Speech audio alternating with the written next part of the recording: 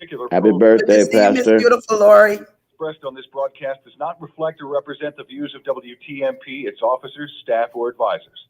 Listen to the Call for Help show with attorney Paul Rebein every Saturday morning at 10 right here on WTMP. And if you need a personal injury attorney, call the Rebein Brothers PA at 813-305-7285. 813-305-7285. Good morning. Welcome to the Call for Help show. I'm attorney Paul Rebein. With me in the studio is Cavalli Jackson, my Hey, granddaughter, welcome, Cavalli. Welcome, little Nisi. bringing us the 13-year-old perspective today. That's awesome. Also here is, as usual, Robin Lockett. She's in the car today. Hopefully not driving. Robin, you're muted. You're muted. And Pastor Brenda Fruster. Good morning, guys. Good morning. Good morning. Happy birthday. Happy birthday. Happy birthday. And for clarity, I am not driving. Okay. Because I heard a crash. Well, I would call you if I did. Yes, if you happen to get hit while you're sitting there in your car, make sure you give me a call. I did have a case a couple of months ago where someone was in a parking garage and someone hit their car and they were sleeping in the back of the car. Wow. Oh. Now, what are the chances of that happening? If it could happen, trust me, it's happened. So no real topic today. Open forum. If you want to give us a call, 888-247. 8714. Wrong. We knew it was going to get somebody. Oh, that number, you ain't getting nobody. 888-247-8712. There it is. 12. Just remember Tom Brady's number. Oh. That's one to remember. Or just one. Lots going on. Robin, I know you've been busy this week as usual, back down at City Hall. Yes. Robin talks more at City Hall meetings than the actual city council members. Hey, you got to be consistent and you have to have substance. So yes, I do. Okay, what were you pushing this week? Same thing around housing. We have been pushing different things. Our largest issue was for council to vote to put rent stabilization on the ballot. And they declared it. They declared a housing emergency in February. They identified that there was a crisis. So the next step would have been for them to put it on the ballot. So that was the uphill battle. But on Thursday, they all voted. Councilman Goods submitted a motion or put the motion in. And we wanted 6-1 to put it on the ballot and do what's right. Let the people vote for it. Put it in the people's hand. When is that? When will that be on the ballot? November's ballot. And what is it going to say? Is it going to put specific percentages? How much people can raise the rent in a year? Correct. We're looking for 5%. It's not that you can't raise your rent, but for a year, 5%. Right. Which people in the last year have done much more than that. 30, 40, 50%. Yes. Yeah. Wow. Yes. So it's a big win. It is an uphill battle. I think everybody has to come out or be interested in an issue, and so many people are affected by this issue. It's not a white issue. It's not a black issue. It's not a Hispanic issue. It's an issue, and it's not party lines, because even guess what? Republicans and independents are being affected by it also. So not just Democrats. So it's a big issue that hopefully will push people out to vote around it in the election during the election. Now, I think there was some discussion that there might be a challenge to it based on state law not allowing the city to do this. So preemption, and they throw that word around so much. There's a loophole with every law. So if the city put it on the ballot, If they just did it, then that's a problem. But if they put it on the ballot and ask the people, no, if the city did it without identifying that there's a crisis, so they're saying, hey, the state can come back and sue you, but be ready with your documentation, your research that there's a crisis. You can hear it from the news, on the news. You can see people being homeless. It's everywhere. So that won't be a hard case for them to fight. And let the state do it, right? You do your job as a constituent to protect your constituents. You don't not do it with the fear of them possibly doing something. It's not a guarantee that they're going to do it. The possibility of them doing something. And I love what Charlie Miranda said. Let's shake the tree and stop kicking the can down the road. Yep. Well, I guess the state could do it if they wanted to. Yeah, the governor can do it. If they did it, it would be just like the same thing as if it was a hurricane.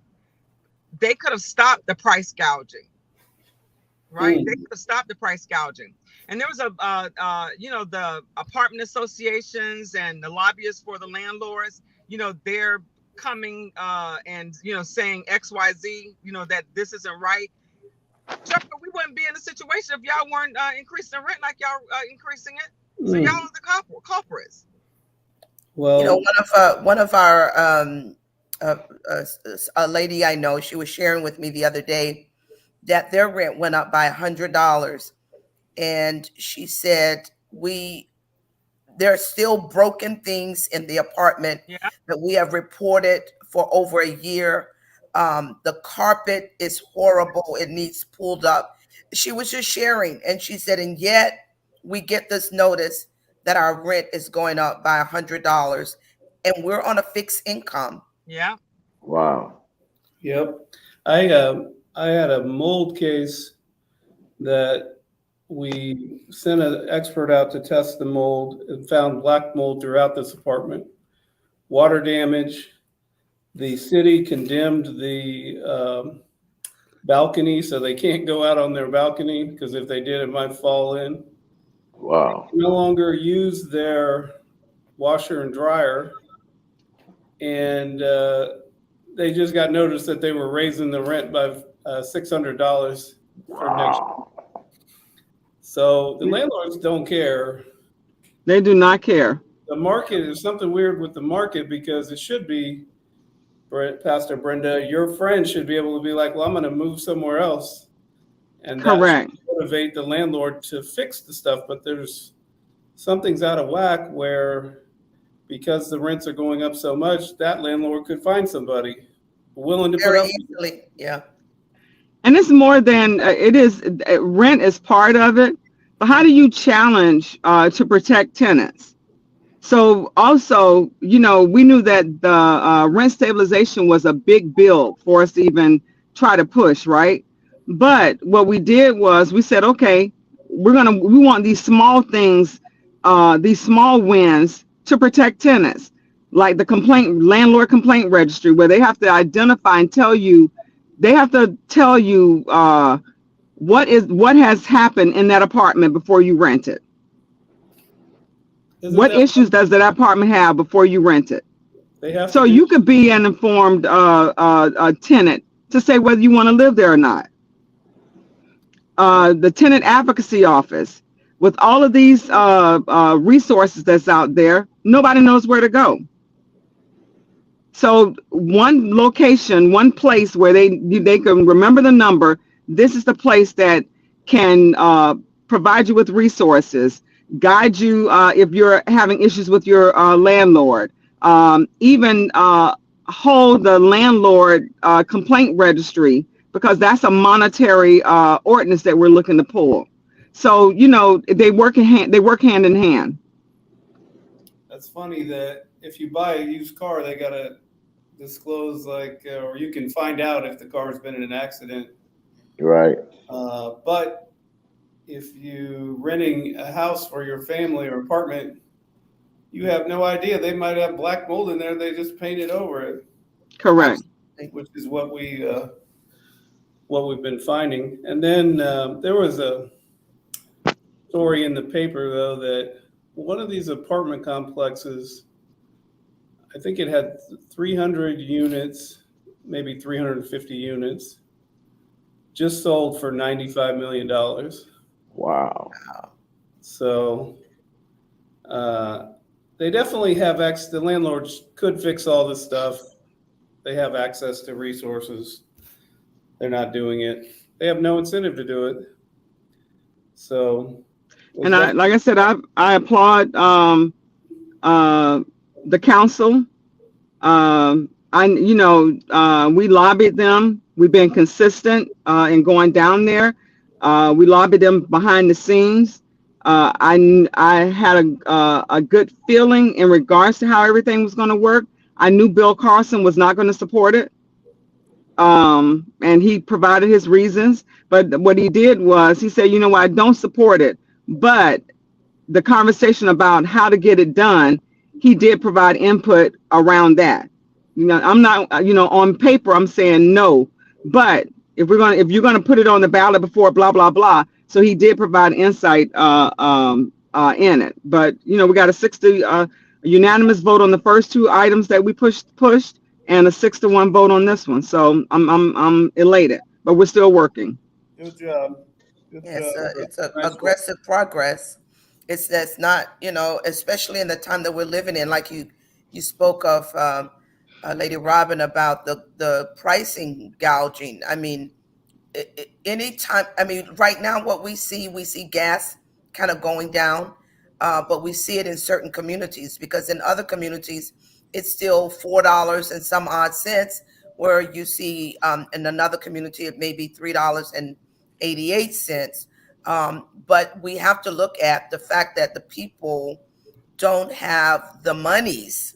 So to go up and up and up and up without going up in the people's pay, it is totally taking advantage of a situation.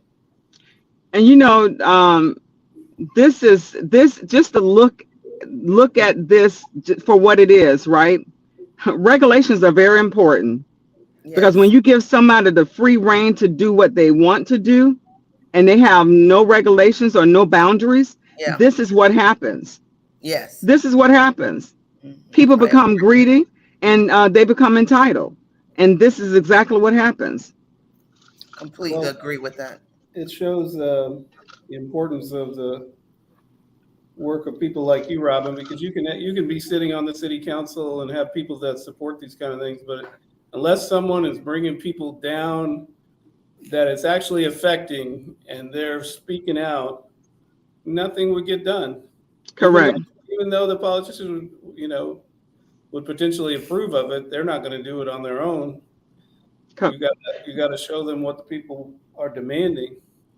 And what is exciting for me throughout this whole ordeal, that the majority of the people that we've brought down had never, ever been in the chambers of city council, didn't know where city council was. Wow. So the exciting part is that they are, and they're voters. So they blindly go and vote, not understand the process or anything. So with that, they are learning and seeing firsthand empowerment with their voice,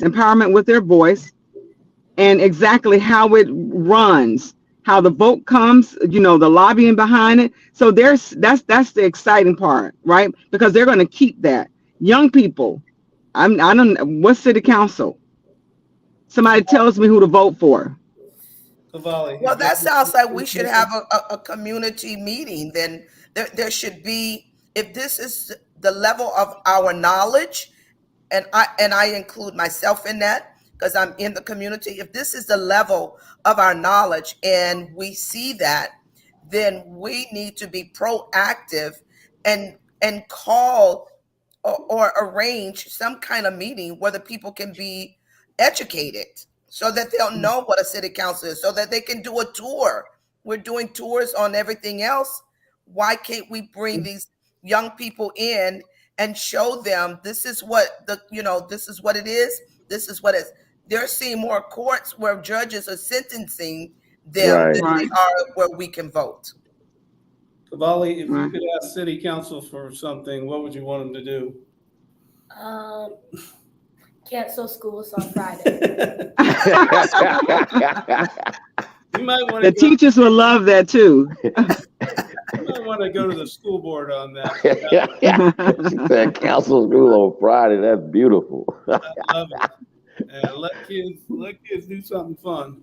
That probably would be nice. School Monday through Thursday. Boom. Friday, kids off. That you know something, Cavalli, you might be up to something. I mean, they've been doing a lot. Maybe that should be the one home school day they give you at home or something like that. I don't know, but that's not that bad of an idea. Yeah, Bethany commented, good morning, Paul and friends. I have 3 families in hotels about to leave their location. Do you have any resources or funds to help them? The only call the R3 program. You can Google R3 and a number will come up. The only thing with the R3 program is that you have to call on a Monday. So you have to sit by your phone at 7:58 and start dialing in. I don't know. I guess it assists them with the number of people, but there are resources. What hotel is she in? It doesn't say. Obviously Metropolitan Ministries could probably help if they have. They turning people away. What's that phone number that's like 911, but no, it's not 411 pain. It's like 211, right? That you can call and it'll tell you what numbers to call for different things. Yeah, they have they created a hotline, Mercaster, I guess the Affordable Housing Committee, that can direct you, but I don't know the number. But if they Google the R3 program, it'll provide the number, and that's if you call the 1-800 number, the hotline, or the 1-800 number, they're going to give you that number and tell you to call Mondays. It's 211. Just dial 211, and it's like a resource number. That's not a great solution for the people living in hotels, and who knows how many people are living in hotels. You have working people, and then that's the travesty. Also, you have working people that's living in hotels. They work a regular job. They're paying more than what they would pay at an apartment. Well, get this. There's some that's sleeping in their cars, and there's some. One young lady gave our office a call. She is sleeping in her storage unit. Yep. The storage units will really get on you too if they find out that you're sleeping in there. Yeah. I'm sure it's getting pretty hot. We have a client that's living in her car and has been for a couple of years, and I think she has a storage unit too. So she goes out there when she can. But God, it's so hot. But what are you going to do? You just don't have enough money to pay. You don't have enough money. You don't have enough resources. You don't. I mean, and listening to Lady Robin, you don't even have enough information. I mean, the information that you do have is so limited that what are you going to do with what the little information that you do have? The people are right back at ground zero. That's a shame.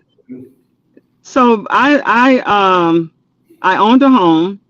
My kids left. I downsized. I'm in an apartment. My apartment went up $300. Now, that's crazy. At one time, I fight with them over $75. Show me the market. The market analysis on this. Where you get your numbers from? So I questioned them. But what I did this time, I called the office when I knew that rent was going up. They told me, "Oh, it's going up. We're raising $175 to $300." $300. You put so when I got my rent increase, $300. I called the office. I said, "Y'all increased my rent $300." Now I called 6 months ago, and you told me from $175 to $300, and you put me on the top tier. I said, Who do I need to speak with? I said, because I'm not a good tenant. I'm a great tenant. You get your rent every month on time. And I said, and the things that you offer, our gate has been, just the gate has been broken. I just started outlining a whole lot of stuff that didn't really, it bothered me, but it was too, it took too much time to even worry about, right? All that being said is, when I had that conversation, I told them, I said, just because you can, don't mean that you should. Right. I've been in these apartments for X amount of years. Now it's a $200 increase versus a $300 increase. So they took it down. So what I'm saying is maybe just having that conversation sometimes will work also. Yeah. I don't know, Robin. I've seen when people raise problems and they got a target on their back and then they want them out of there. I don't care. I can afford the $300, but I'm not. If I don't have to pay it, I ain't. That's what the maintenance man told me. Robin, Miss Lockett, they this and it. I said, do y'all know what I do? Y'all really don't know what y'all see me in the window all the time, but y'all don't know what I do. I see you on TV. Okay, then you should understand what I do. You're gonna have. I would come picket this place, huh? Yeah, they don't want to mess with you. But no, and it's not that. I'm just saying, assert your rights, right? Ask the question. Mm-hmm. State your case. Some people, not all, they will, look at it, and even if they knock it off $50, even if they knock it off $100, that's less, and it may be, affordable to you. It's I certainly like that part. State your case, be assertive, because you can't be timid right now.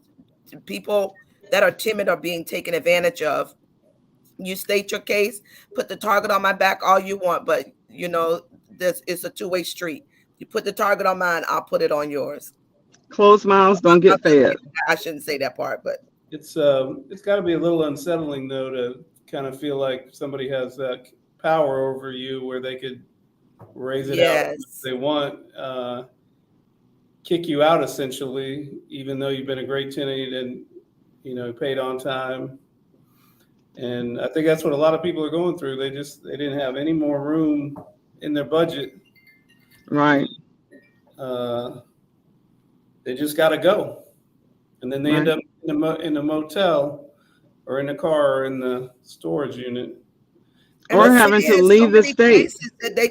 The city has so many vacant buildings that they could give people like us, people like Winners Worship Center that are out there in the community. You may not hear a lot about what we're doing, but we're in the community. We're trying to help people get up off of their feet, get out of the street, get in a home or an apartment.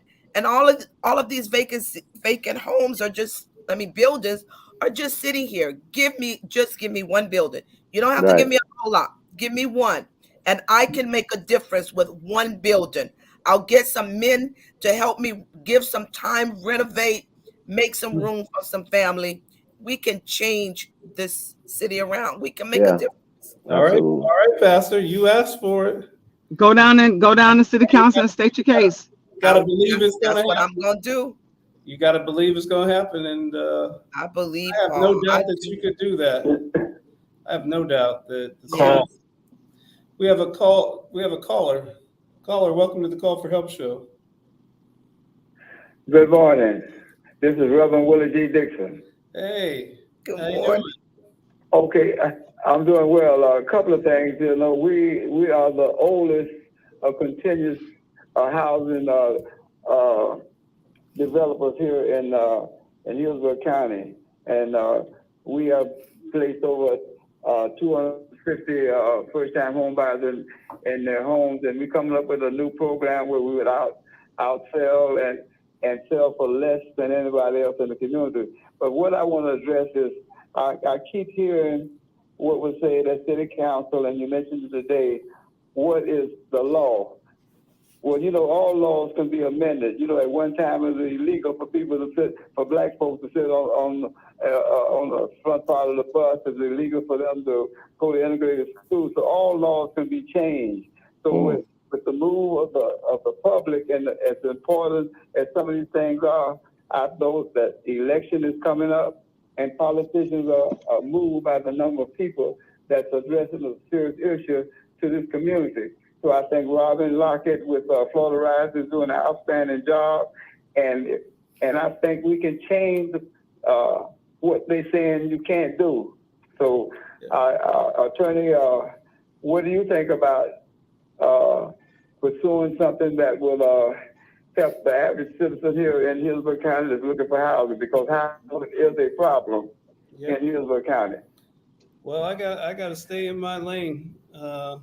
I'll sue the people that are injuring people at the apartment complexes. I'll let other people deal with finding housing, because that's outside my wheelhouse. But Pastor Brenda just said she was going to take it over. And and I want to make this other point, because anything negative about Black people, somebody else created it, and we tag along with those statements, right? The idea that we can't work together for a common issue and come together for a common issue, although other people in different spots are maybe calling or coming down at different times, that audience has been full of Black people consistently. So again, showing that around an issue, being consistent with substance, because we're never going to go down there and cuss, fuss, and not have a case, not knowing that they can do what they can do. We have legal people that says, no, you can't do this. No, they're not. Because what happens is, what we're finding is, legal for the city, they water stuff down, and the city council depends on legal to tell them the full realm of things. And the city, they water stuff down. But consistently, the idea that we can work together, and we've been proving that we can. Absolutely. I completely agree. And it is not just beginning that we've been able to work together. This is centuries proven that we, as a race of people, a group of people, a determined mind of people, can work together. We lay aside, the Bible says, lay aside every weight and every sin that would so easily beset you, and run the race. When we know the race is ahead of us and we know what it is, we lay aside all of the other differences that we have, and we come together and we make it happen. But I will tell you, as I give you back the mic, Brother Paul, and that is, Robin said a word, and that word was consistent. And that's part of my challenge, because of my schedule.